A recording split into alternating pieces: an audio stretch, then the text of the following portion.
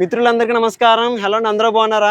ఇప్పుడు మీరు చూస్తున్న వచ్చేసి ఇది జగన్నాథ్ టెంపుల్ అండి వెనకాల. ఇక్కడ అమ్మవారి టెంపుల్. అండ్ ఇది వచ్చేసి చాలా వెరీ ఫేమస్ టెంపుల్ అనమాట జైపూర్లో. ఇది వల్లభనారాయణ స్వామివారి టెంపుల్ అండి.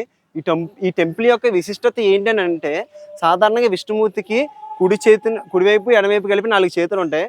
కుడివైపు ఉన్న 2 చేతుల్లోనూ పై చేతులు విష్ణు చక్రం, సుదర్శన చక్రం ఉంటుంది. కింద చేతిలో ఇలా గద ఉంటుంది. అండ్ అలాగే ఎడమ చేతిలో ఈ చేతిలో వచ్చేసి ఇలా శంఖం ఉంటుంది.